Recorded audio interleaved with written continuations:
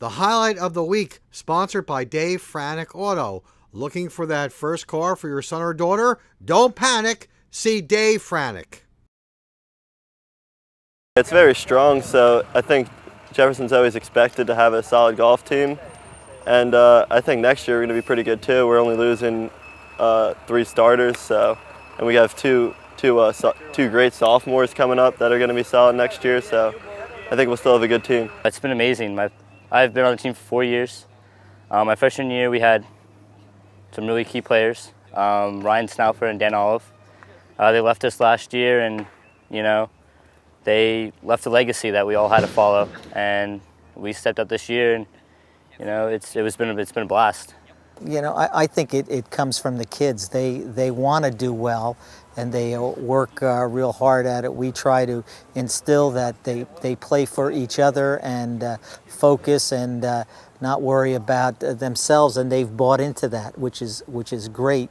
Even though golf is an individual game, it's every stroke means something when it comes into a match. So you can't get frustrated or discouraged if you're having a bad day, because you never know if your score is going to be the one that's the difference in a match. And it's really worked well for us. Guys like Snaufer and Danny Olive and Jay Holodinsky and kids like that who came before this group right here have set the standard, and they build the bar up, and we've got to continue with that bar, keeping it as high as we can.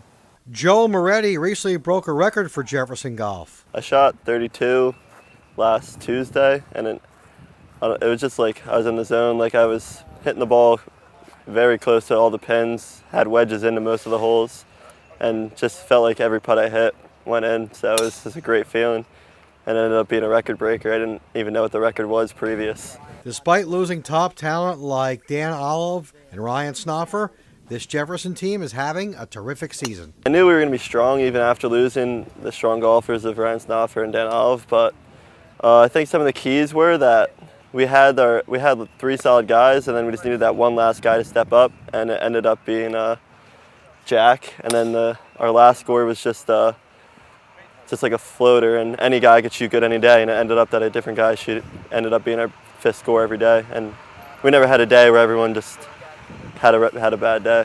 The keys was just staying focused throughout every match. We had a late start this year due to the weather, so we all had to just stay focused, and we knew it would take this year to stay undefeated and to have an excellent season, so we had some guys step up, and it was just an all-around good effort. We're almost finished with this year. We won our conference, which is a really good conference here, and we have one more match, and we're undefeated, fortunately, for the way these kids have been playing. And hopefully we can build on that and possibly next year continue our tradition here. Although I think there's some great teams in our league, and going to be a nice battle next year for the conference.